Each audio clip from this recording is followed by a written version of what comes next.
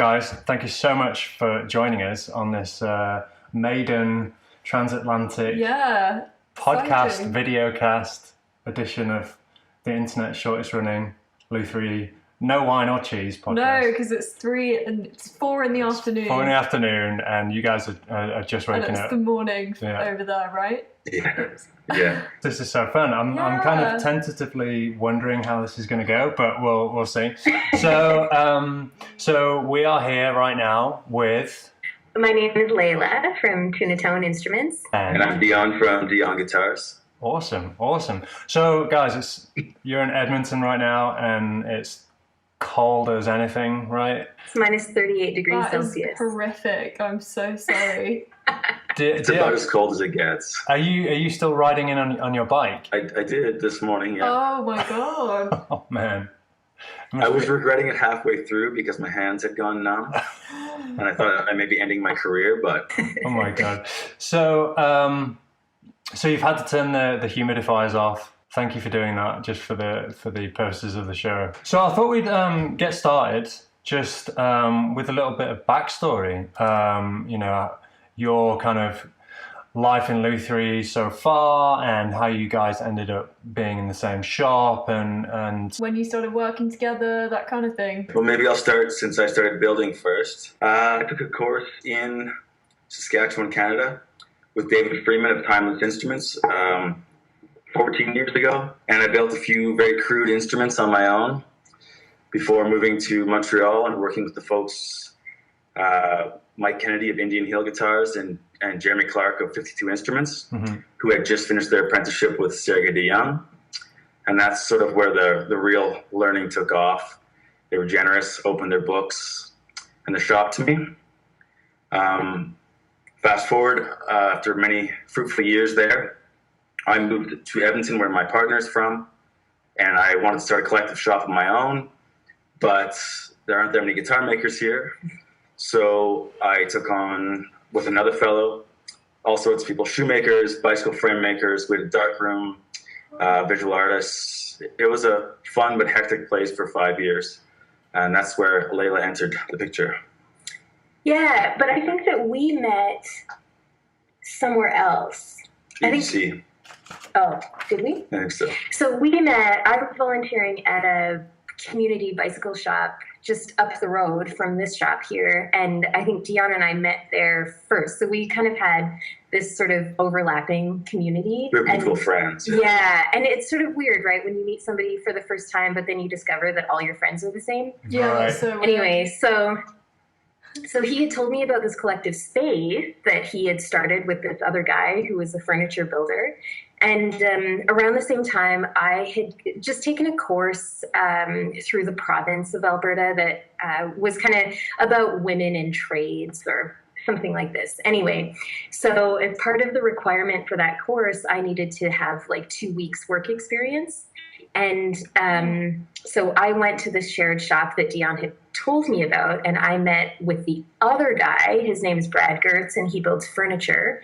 And he took me on for that 2 week work placement, but that basically turned into 4 years of working with him. And so during that period of time, Dion and I we didn't work together, like we shared a space, but we just became friends mostly. And then when Brad moved on from that particular shop, I asked Dion if he would help me and kind of mentor me in building an electric guitar, like an electric bass. Mm-hmm. And that's kind of where this current relationship, I guess, started. Yeah. So you guys met, what year would that, when was that? 2013, 12? I'm the worst. Yeah. Okay. Word for it. And so, where did your interest in Luthery, where did the desire to build the electric bass come from, Layla? Basically, I really wanted to stay in the shop and continue woodworking and sort of learning about, like, just continuing, I guess, my sort of journey into woodworking. But then I had a friend who had this 1969 Music Master bass, this Fender Music Master bass, and it was so gorgeous, but also imperfect. And through her, I started to learn about short scale instruments and how major factories making short scale instruments never made them like these high fidelity professional quality instruments. They were mostly made for kids and women. And so knowing that women are also professional musicians, I was like, well, shoot, why aren't there high fidelity short scale instruments like made the same quality, you know, as like full scale basses and things like that. So the project that we came up with was that I would basically make a replica of that Music Master except perfected, so that it was intonated properly, that it was, the pickup was correct, the, you know, all the sort of flaws and things that Fender let go, I would kind of try to improve so that it was more playable. Yeah. That's awesome. That's so cool. Yeah, it's interesting to hear about this course that you were saying. I wanted to talk to you about women in lutherie because there aren't many. Have you found that it's been a positive experience? Because I went to a talk in Berlin. I think it was Linda Manzer, and it was a lot of women luthiers, and they were saying a lot of them had negative experiences, but yours sounds quite positive, just like mine has been. I think I owe a lot to the people that were probably at that talk in Berlin. Like, there's so many luthiers, women luthiers, who I think have gone through really trying times to kind of, and really sort of, like demanded shifts in the culture to sort of make space for us, basically. And I think I'm definitely benefiting from that space that they've fought for. I personally have had really positive experiences. I think part of that is because miraculously I've had access to two mentors who have really believed in my capacity to do this work and have invested wholeheartedly in me sort of learning and being able to do it. And then that's helped me sort of believe in myself and sort of create, you know, work that's high quality that I'm doing, but I'm doing with, like, I don't know, with people that believe that I'm capable of it, basically. Well, it seems like you guys have a really beautiful relationship. I know when Dion, when you came back from the NAMM show, you guys posted on your respective Instagram accounts, you know, just like a really kind of touching message about what it's like sharing a space and just kind of having each other in your lives. And, you know, I think being a mentor and a mentee, I guess, is it's a really special and very unique relationship. And I think, like you say, I think if that relationship is a good one and a strong one, then it really shines through in whatever it is that you're trying to do. Yeah, I think it's a nice segue into, and I'm sure you both can attest to this, the mirror between craft and life itself. Sure. Yeah. And how so many of the things we learn through craft improve our beings in the world, patience and focus, the acceptance of failure, the perseverance to get through it, these sorts of things. And I think the closeness of our friendship, I mean, we're compatible and that's helpful, but we also perform the task of craft every day together. And I think that just, like my friends in Montreal, bonds you, you know? Yeah. That's a really interesting point. I've never really thought about that, but I think definitely, you know, I think of myself as a kind of, I don't know, like 10 years ago, like 23-year-old, and how kind of erratic and impatient. And I mean, a lot of that's probably down to being young, but since, you know, working in kind of high-end craft, and especially with the guitars where it requires so much patience and attention, it really does kind of transfer into, like you say, into daily life. So the shop that you're in right now, a beautiful space. How's that kind of set up right now? How many, is it just the two of you, or is there somebody else? And what's the kind of, does it operate like a co-op? What's the kind of arrangement there? It's a relatively small space. I don't know what it is in metric, but it's like 600-ish square feet. I'll do the conversion. Okay, we're waiting on the conversion. But anyways. So no, so it's about twice the size of my shop by the sounds of it, because this is ours is 300. Oh, okay. So, and then we just sort of it's a space in Edmonton that we rent that's historically kind of been used for creative work. Previously, like for the last 5 years, there was a graphic design firm in this space, and before that, there was a sewing studio, and it kind of has a bit of a history. There was a violin maker here at one point, apparently. Yeah, and so we sort of came into the space like through friends and community, and it was just like a room basically with a bathroom and a small kitchen.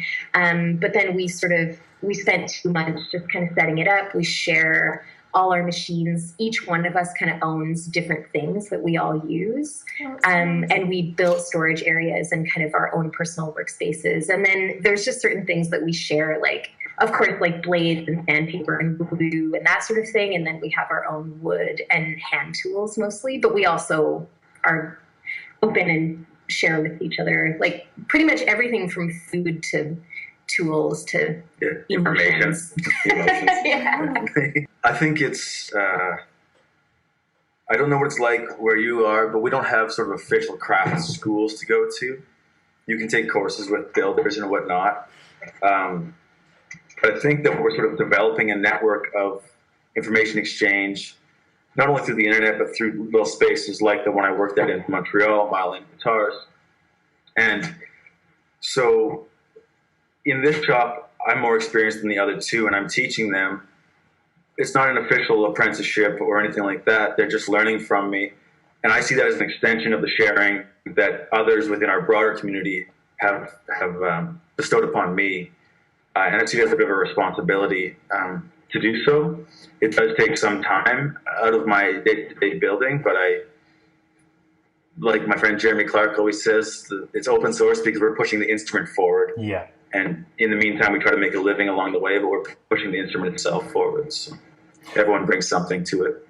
I think that's a really key point and a really interesting point, especially at the moment where the industry's at with social media. And, Dion, well, both of you, both very active on Instagram. We try to put a lot of things out as well. And like open source is exactly the word that I would use to describe the kind of almost like a movement right now. Mm-hmm. And it's, the Lutherie community is kind of known for being extremely supportive anyway. But the kind of experiences that I have through social media, it's facilitated this, for example. Yeah. I think it's really amazing and like you say, pushing the instrument forward. Yeah, I think it's sort of like a global collective shop. Yeah. When I lived in Montreal, I keep talking about that space, but we did a lot of innovative things coming from different minds in the shop, and one person could try that, and we could note its successes and its failures. And so everyone learned from that instrument, but only one person built it. Yeah. And so you don't have to make all the mistakes yourself. And I find that through social media, the exchange allows us to avoid some costly mistakes individually, while being sort of daring in some ways with design. Absolutely, yeah. Would you be able to go back to creating on your own, or is this just the way forward for you guys now? Is it become a kind of within the fabric of what you do to learn from others and day to day, other creators, other makers? That's such a good question. Yeah, it is. Go ahead. Okay, I'm notoriously wordy. I have an opinion on everything. Great. We're both opinionated, actually. So yeah, I think that the shared space environment allows you to access the benefit of solitude and companionship, whereas a space on your own only allows you to enjoy the benefits of solitude, which has its perks. So for the first few weeks, I might enjoy having things exactly how I want them, but I think very shortly I would miss having the inspiration of other people. So for me, I think as much as I can, I'm going to try to work in collective spaces. How about you, Lana? Yeah, what about you? I feel I feel very similarly. But I think, like, I was kind of reflecting with Adam the other day on this same question. And one thing that I kind of talked to him about was, like, in my sort of, I've yeah, for sure. I've worked in I've worked in lots of different sort of environments before. But I think one thing that really drew me to that first collective space where I was learning from Brad, but I was also becoming friends with Dion, was I sort of embody a lot of like personal identities that are not always kind of celebrated or accepted all at the same time. I haven't had the experience throughout my life of being able to show up as like the whole person that I am, and have that be like a really comfortable experience. And so in that wood shop in particular, that was kind of the first place that I started to experience that, where I was able to sort of show up kind of emotionally and sort of in terms of my identities as like a whole human being, and have it be like completely seen and accepted. And I think that is like, I was excited to learn about wood, don't get me wrong. Like, I was excited to learn about those skills, but there was something so deeply and almost, it was almost ineffable. Like, I don't know that I have sort of adequate words to describe how personally meaningful that experience was, to feel just completely seen and kind of held, and then supported in the way that I was and continue to be here. So it's for those reasons, like, that I don't desire to work on my own again, because there's something just very special to me about being in an environment where I'm working, I'm learning, I'm pushing myself and growing. And also I get to show up as exactly the person that I am. Yeah, people get it. People understand. Yeah. Or if they don't, they're at least open to talking about it. Yeah. Yeah. If I can add one more thing to that, I think that, you know, as adults, I don't know what it's like where you live, but here, the geography of the city doesn't allow, and the workaday life doesn't allow for adult relationships to form in the same way that our teenage and childhood relationships did, where you spend long periods of free time together, sure, or like self-directed time together. Mm-hmm. And so a shared shop allows adults to, I think, bypass some of the loneliness that comes from our current capitalist structure, by spending your days with other people. Mm-hmm. Yeah, it's a really nice thing to be able to do. Yeah, just even to be able to, I mean, we're working, but we're also listening to podcasts and talking to each other and introducing each other to new music and making jokes and really good jokes. Like mine are, yeah. Mine I mean, one of us has super good jokes. One of us, I feel a responsibility to be generous toward Dion, considering how generous he is towards me. But, you know, yeah, we have grown, I mean, such a meaningful and real friendship just by spending time with each other in this open way. And then also by, like, you know, being in this emotionally trying sort of circumstance of building guitars. Yeah. And, like, going through all of that together. That's so lovely. It is. That's awesome. And it's the same for us here, I think. Yeah. You hesitated. I was just trying to decide who has better jokes, and then I was like, it's obviously me, but I have to be polite because you're still my mentor. Yeah. We were talking about how I've grown up a lot from working here, and it's like what you were saying about craft and it just feeding into your everyday sense of purpose and being and behaviour. And I think I owe a lot of that to you, through just being one-on-one with somebody,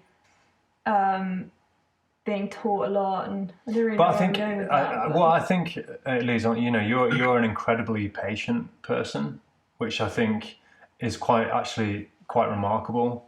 You know, I think I certainly wasn't as patient as you are when I started. It's something that I've really had to learn and kind of grow into. But you've kind of got that straight off the bat, which is very impressive. Wow. Yeah. Thanks, Tom. Anyway, yeah. You're well on your way. Yeah, no, absolutely. So. Daisy's going to be great. Leila, you touched on something there which I think is really worth pointing out, and I think just how hard Luthery is. It's awful. Yeah. Great.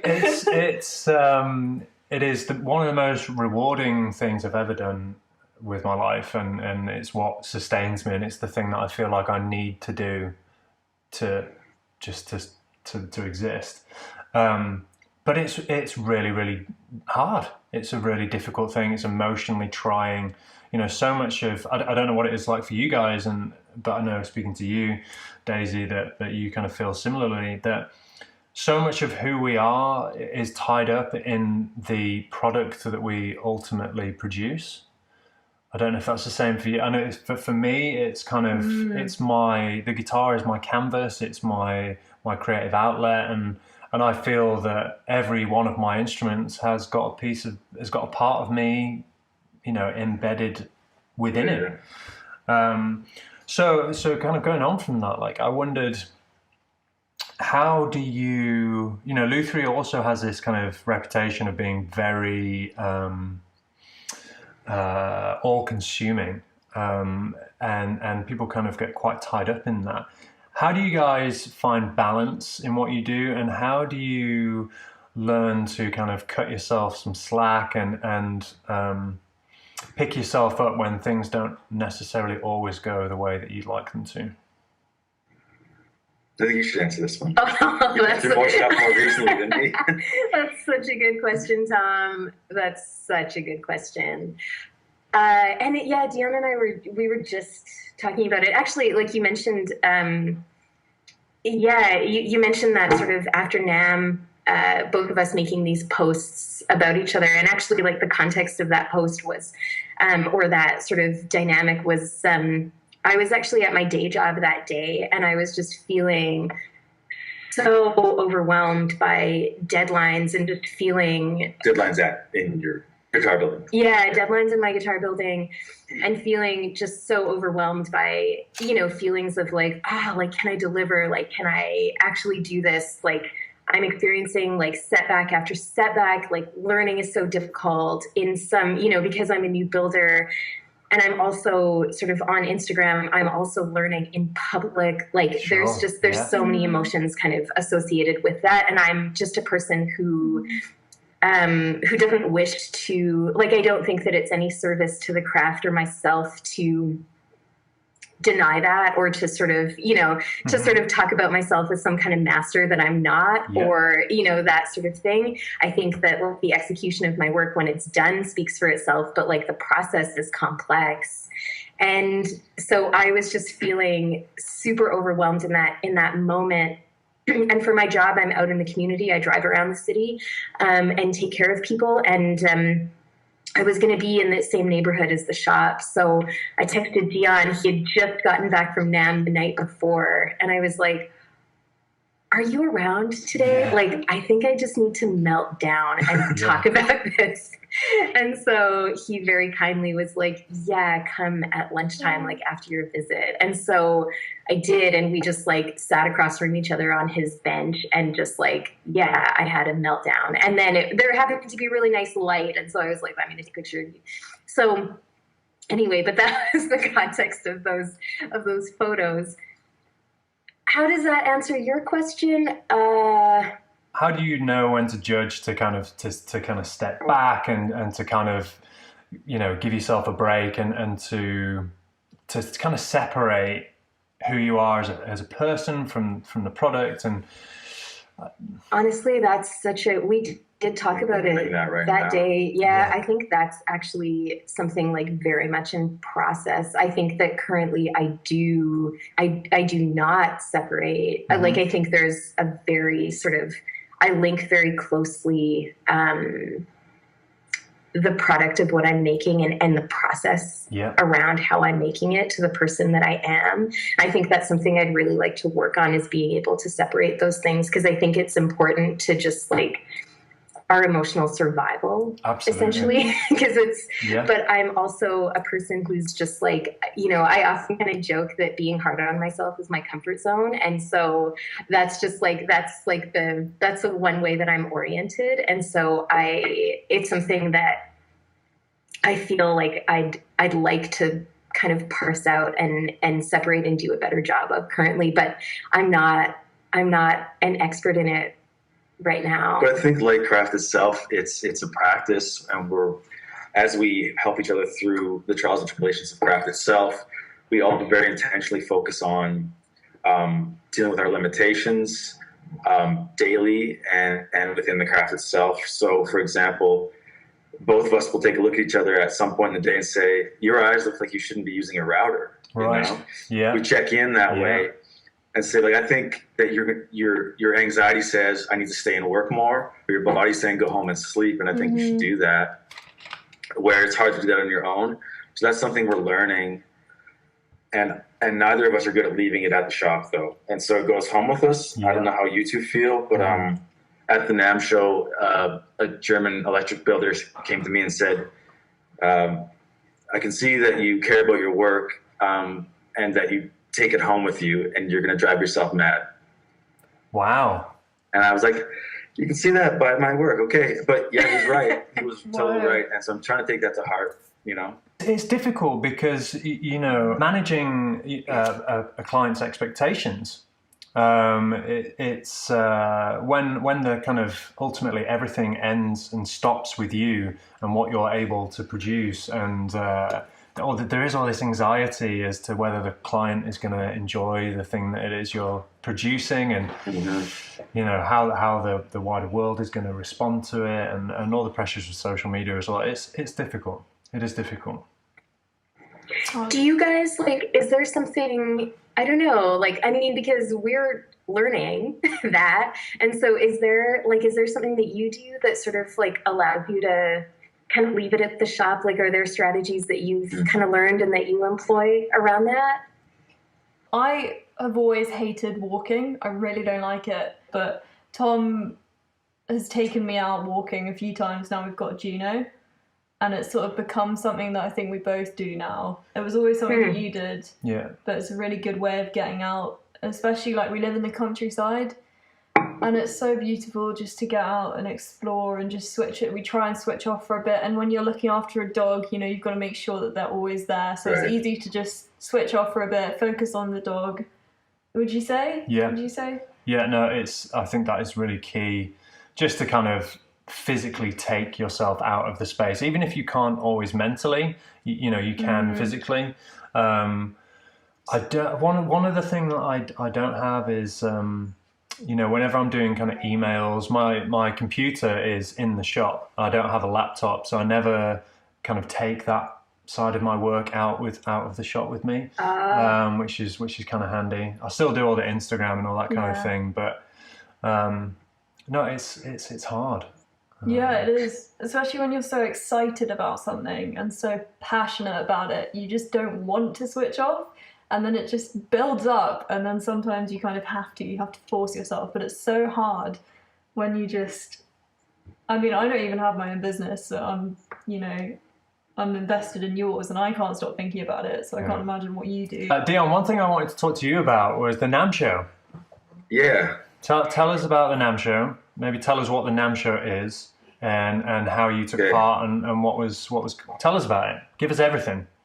Okay, I'll give you the brief synopsis because I'm still trying to unpack the intensity of the experience. Yeah, a little back history is that I'm from a very small town of 500 people, and then I grew up I went to high school in a larger town of 5,000 people, and I get dropped down into Anaheim, which is just part of this humongous, nearly 20 million person population, right next to Disneyland at the Anaheim Convention Center.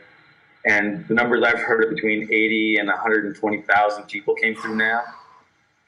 Right? So it's just this huge thing.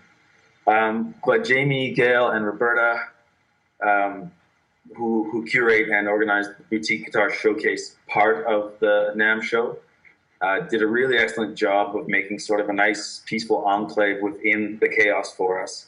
And also, it just suited the handmade guitar better. It had a more small show, sort of gallery feel to it. And perhaps weeded out some of the more commercially minded patrons. But yeah, it was great. It was chaotic, 4 days without the light of day, and standing at my table without really eating or having a chance to go to the washroom. Yeah. But the contacts I made, dealers, potential buyers, other builders, which I always love about shows, was on a scale I've never experienced. Wow. Yeah. So yeah, that's what I've kind of heard is the just how strenuous it is, and just you are literally non-stop on the go for 4 days straight. Yeah. I visited the NAMM show a couple of years ago, and just as a visitor, and I remember just being complete. I could only handle it for maybe a couple of hours, and I was just like, I need to get out of here. I love the guitar and I love what I'm seeing, but there's just so many people. I just can't handle this. There's just so much to take in. Oh yeah. It's kind of ironic that it is by Disneyland, because it is kind of Disneyland for music geeks. Yeah. Yeah, the scale was something else, but for any builders who have the opportunity to work with the Boutique Guitar Showcase and their section of the NAMM show, it's really an interesting opportunity, because I think often we're isolated into handmade guitar or boutique guitar worlds, and we access the people who already know about that. Yeah. But I think for the craft to grow, I think there's a whole buying population of musicians and guitar enthusiasts who buy high-end factory guitars that don't really know we exist. Yeah, absolutely. And the price point is not very different. Yeah. And so I think these plopping us down within the greater buying population like that, and including perhaps in the future having handmade sections in more mainstream stores, could be very valuable to the craft itself in terms of funding our operations. Because you've been on the Boutique Guitar Showcase Roadshow, right, as well. You've had a couple of instruments. My guitar went. Yeah. Your guitar, yeah. And kind of, I know it's so difficult to kind of assess tangible results from shows and this kind of thing, but for somebody who might be considering their first show, or indeed might be intending to do the NAMM show, what kind of can you feel any kind of tangible results from that yet, do you think? Like you said, it's really tough to pull apart, and I get younger builders who contact me a lot after a show and say, was that a good show, should I go to it? Yeah. And I don't always see results immediately or tangible right after a show, but I think about, and I know you two think about the marketing of your business a lot as well, like the sort of triangulation. Like if someone's going to hand over 8,000 American dollars to me, not ever having met me for one of my instruments, there has to be a level of trust. Sure, yeah. And I have to create the value beyond. First, I have to have my craft chops up and build a quality and well-designed, functioning, long-lasting instrument. And then after that, I have to create the value based on the trust that people might have in me. And so shows are a big part of that, and dealers are part of that, and social media is a part of that. And I think about it as kind of a triangulation. Someone sees my guitar on Instagram, says, I love that, but $10,000, which is Canadian dollars, is too much to throw out to somebody over an image. But then when I see that, they're part of the NAMM show and part of the Le Connor Guitar Festival, which is a wonderful show here in North America, and they're on the podcast with Tom and Daisy, that just sort of creates like a little triangle of trust where someone might step out and throw the money out. So I just think you have to do them even if you don't see results from that exact show.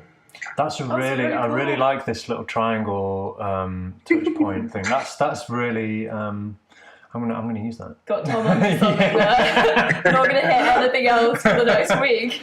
Dion's triangle. Is it? Are these meeting Dion's triangle criteria? Oh god. That's good. It's interesting. So in terms of shows, Layla, have you got anything lined up we met in person at the Vancouver show last August, and that's Dion, that's where I met you as well. Have you got anything show-wise coming up? We talked a little bit on Instagram about this, but... Yeah, I made a decision so the Vancouver show was my first show ever as a participant or exhibitor, and I was exhibiting. When I hear about Dion talk about NAMM, I can't even imagine it, because Vancouver blew my mind. It was so overwhelming. Like, I don't know if I went to the bathroom even once. I didn't even have water. I was like, Dion was 2 tables down from me, and I was getting the person beside me to pass me his water bottle. Like, I was so incredibly ill-prepared. Yeah. And so stealing your water, then how was I going to refill it? Oh, anyway, so... I can't even imagine what NAMM would have been like. And then Sonar Festival in Montreal was the second show that I went to, and both were really different, but really like wonderful experiences. I have not made a decision about Sonar yet, but I did apply to Vancouver, and I'm going to go this year. Great. So that's my plan for this year so far, is to go to the Vancouver show. And in terms of instruments, do you have anything in mind? Are you going to plan something special? I mean, your instruments obviously are special as it is, but have you got something in mind for the show? For the show, I just want to get 2 completed. Right. Yeah. I built like a turtle. I'm so slow that's like the main sort of thing. So my goal is to take 2 this time, and they'll be basically the same model that I showed last time, but that pink guitar that I showed in Vancouver was like my first prototype, so this will hopefully be a little bit more refined. And is this the same guitar? I mean, I've seen the one that you took to Vancouver. Is this the same guitar that you were recently reunited with? Yeah. That was such a lovely story. Do you want to talk about that real quick? Because Oh, sure. Yeah. So I built this guitar, and it was meant as like a demo guitar, and kind of a show guitar for Vancouver and Sonar. And it was also like a prototype. It was the first guitar of that sort of design that I had built, and it was only my 3rd instrument, and it was, I think I would say, the first guitar that I had built that I was actually proud of, that I worked very independently on. I helped with quality control, but like you like direct the whole thing. Yeah. And I like manufactured my own parts for it, and like it was like designed the whole thing. Yeah, it was like a big sort of process. And I will just say that, just to jump in there, it was definitely the standout instrument of the show for me. That's very sweet. It was really I really enjoyed. In fact, both of your guitars were I was just like, man, that's awesome. But yeah, Lele, that guitar was just so cool. But anyway, continue. Thank you. That's so nice of you. And so yeah, I took it to, it was finished like probably 5 or 10 minutes before we were leaving for Vancouver. I mean, that's an exaggeration, but not by a lot. Like, it was really stressful to get it done. And throughout that process, the process of building it was like just so intense. Like, I just learned so much. I grew so much. I was expanded and challenged. It was like, and that instrument just held all of that, for me. So it was really meaningful. And then I took it to Montreal, had a really wonderful experience, came back, and I work on sort of like the 2-dimensional designs of the guitars with a friend of mine named Aaron. And he was playing a show. He's a wonderful musician, and he was playing a show. And I said, oh, do you want to, like, it just came back to Edmonton. Do you want to play it for the show that he was really excited about? And he said, yeah, that'd be great. So he had it at his house for a couple of days, and there was a break-in at his house. And and of course, and unfortunately, he had to make this very difficult phone call to me that was basically like, our house just got broken into. They almost took nothing. The only thing I wanted to stay in the house was your guitar, but it's not here anymore. Oh. So we, did the things that we had to do, called the police and all this kind of stuff. And the police kind of assured me, like, no, don't worry about it. If it's pawned, like, we've got it covered. We'll an airtight system. Trust us. We're the police. Yeah. And so being very distrustful of the police, I was like, F that. We're going to do our own campaign. So we like took it all over social media. Thanks to the both of you for spreading word. And friends of mine just got together, like made posters, distributed them around the city, went to pawn shops around the city asking about it, like contacted the news, like did all kinds of stuff. It was like people really mobilized for me, amazing. and that was like lovely. so touching. And then I didn't hear anything about it, but about 6 weeks later, I was at work, like my day job, and I got a call from a pawn shop that was like, yeah, we think we have a guitar that belongs to you. Oh my it's God. pink. And so basically head to toe, I just start sweating. Yeah. Like, and anyway, I rushed down there to take a look at it. And it turns out that it had been pawned, but there's a waiting period where it has to wait in the back of the pawn shop just for the police to get their act together and identify stolen items, which needless to say, they did not do. And so,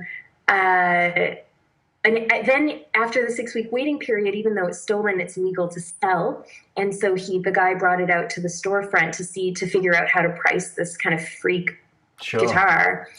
And within an hour, somebody walked in and they were like, oh, I've seen that guitar on the news or whatever it was. And he pulled up the news article on his phone to prove it. Oh. And then they called a store who had one of my posters and called me. And that's like, and I actually got to, the guy who identified it, I actually got to thank him on the phone because he was in the store at the time. Oh.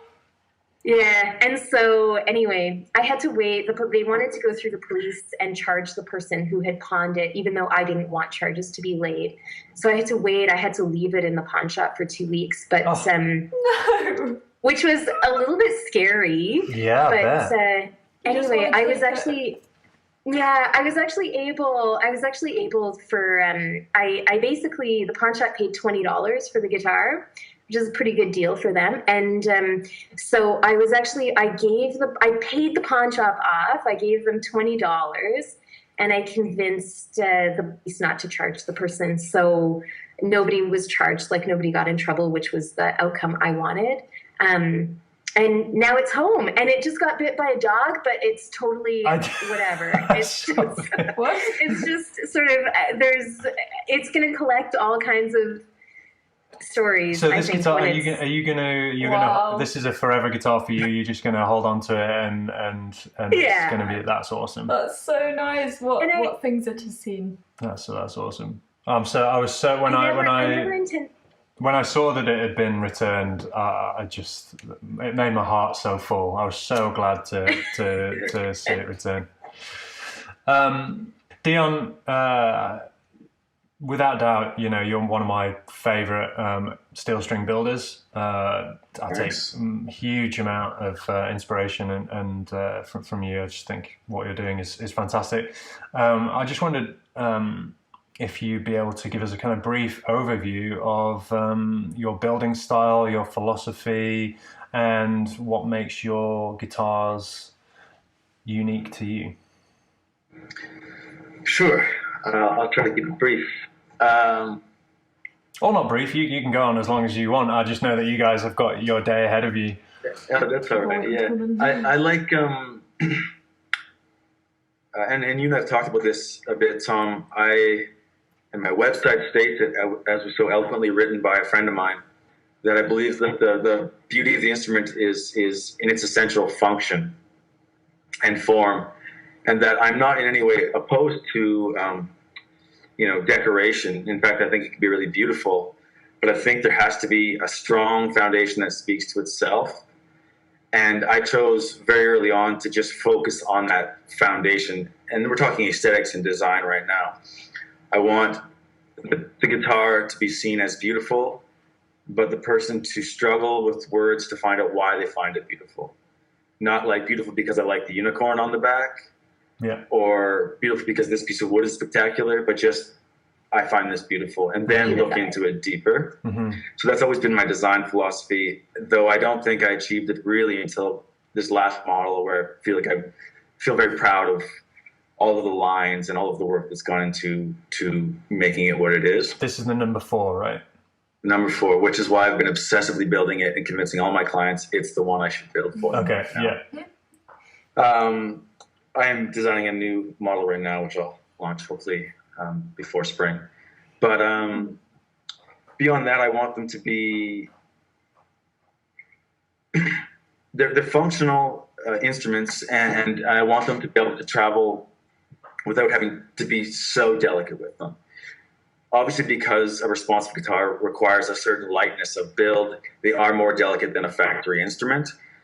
But I think there are things we can do. I know there are things we can do to make them more robust without sacrificing tone, and in fact enhancing tone. So for me, it's light where it ought to be light. Divided into its structural parts and sound producing parts. I think because we're so beholden to the wonderful early Martins that we think light, light, light. But we should refer to those instruments because they're wonderful, but we have all of those measurements, all of that history, plus modern materials and the exchange of information that we've talked about. And so we should reference those instruments not only for their tonal beauty, but also for their structural flaws. So my sides are thick and are not part of making sound. They're part of the structural element. Yeah. The upper bout of the instrument I don't see that as a sound producing area. I'm going to double it up, make it thick. It's not going to crack. It's not going to cave. All of those things allow me to lighten up the main sound producing part of the soundboard itself. But also, and there are thousands of ways, I'm sure, to build great guitars. But for me, the energy that we transfer from our hand to the string, to the bridge, and ultimately to create that first excitement of air in the air column, anything that vibrates on the way to doing that dissipates into heat and not into potential sound energy. So I want my neck to be stiff, rim to be stiff, and I want the energy to be as much of the energy from my hand as possible to go into the string, absolutely. And into the bridge. The back is then, as you've seen if you follow my Instagram, a laminated structure, which I got from Jeremy Clark of 52 Instruments. He's a wonderful classical builder and an early mentor of mine. I've had to modify the proportions for the power of the steel string instrument. It is laminated, but not a pure reflector like most laminated backs. It's not like a glass plate that the air column hits. It is still controlled for stiffness in all directions, but through the layers of laminations and the Nomex in the center. And so it acts as an amplifier to the air column created by that initial transfer energy through the string. Mm-hmm. So it moves much like a speaker cone. So yeah, I want the guitars to be repairable, long-living, and responsive. And I think that was an amazing dissection of your very, very eloquent and concise. But you were talking about repairability, and recently you had the unfortunate situation with a neck being broken in transit, but due to the way that you build your instruments, you were really easily able to build a new neck and solve the problem. Yeah, it was a minor setback, but I could just take 4 bolts off and send us on its way. And I think it's important as we talk about these sort of new things that all of us are working on. I didn't create that. I got it from Ben Wilborn. He got it from someone else, and it flows through. But any of these structural elements ought to enhance tone at the best and not affect tone negatively at the worst. So I think there's this idea that, that dovetail is great, and if you want to build that way, that's cool. But for me, I found this to work, and it's not a sacrifice to tone. It's for me, it's an enhancement of the quality of the instrument. Absolutely, absolutely. No, I can completely get on board with that. What what is inspiring both of you the most right now?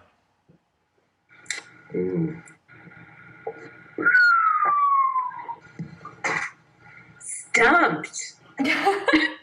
Or what's really motivating you? What's the fire under your ass right now?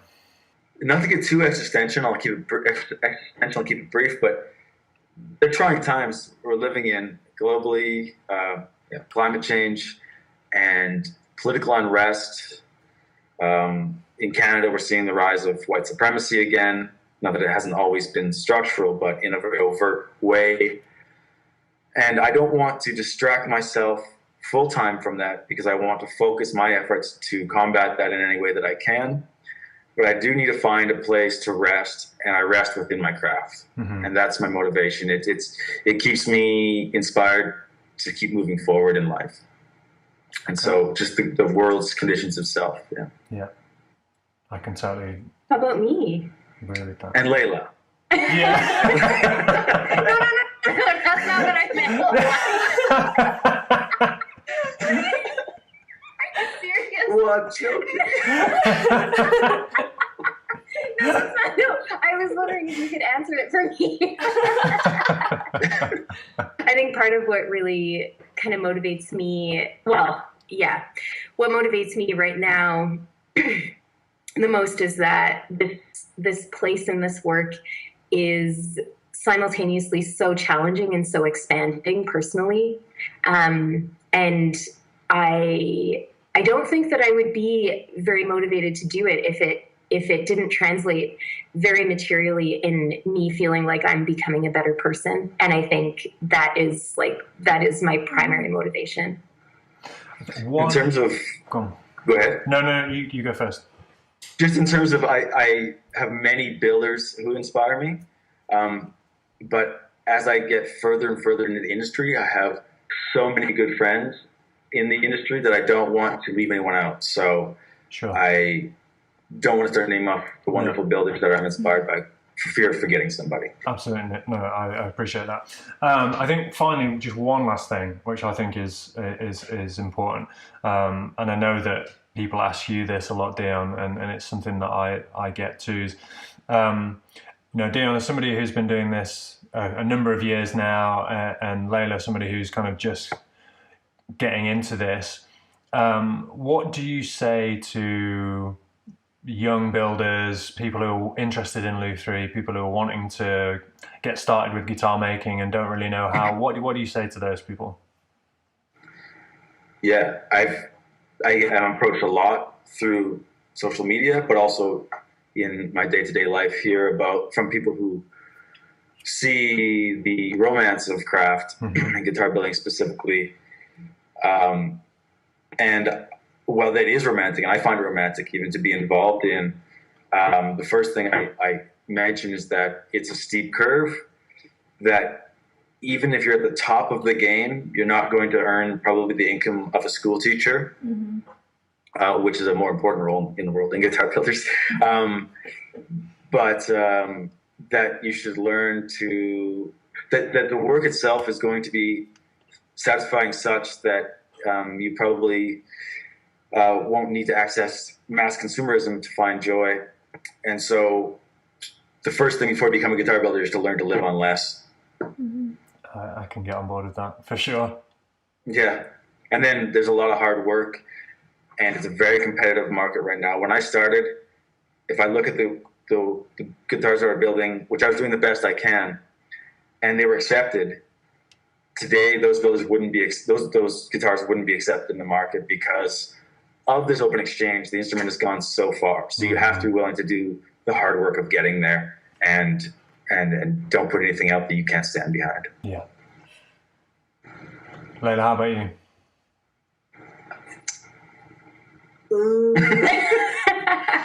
Or kind of advice for maybe like somebody who's maybe a couple of years behind you and is wanting to kind of get into this, and any kind of pearls that you can share. To find a mentor, and maybe not to find just any mentor, but like a mentor that sees you, that sees, a mentor isn't just somebody who teaches you what they know. A mentor is somebody who sees in you potential that you sometimes can't see yourself, somebody who believes in you in moments that like you don't believe in yourself, like somebody who really trusts your ability to take what you're learning and do something good with it. And I think I would encourage people who are interested in starting to sort of pursue, first off, that kind of relationship with somebody, because I think that's the kind of relationship that nourishes just the difficulty of the work that Dion is talking about. Yeah. I think that's the first thing that I would recommend. Wonderful. It's good advice. Yeah, it's solid advice. You got anything else you'd like to add to these I fine think people? so. It's been so nice talking to you guys. And Well, meeting you. likewise. Thank you so much for getting up early and braving the cold weather to come into the Thank you shop so and talk much. to us. It was Well, really interesting. That Really was- appreciate yeah, it. Really, really love that. Layla, Tunatone, Dion at Dion Guitars, thank you so much for joining us. Thanks a lot. Thank you so folks. much. Bye. Okay, have a great day. Bye. Bye. Great day. You You too. too.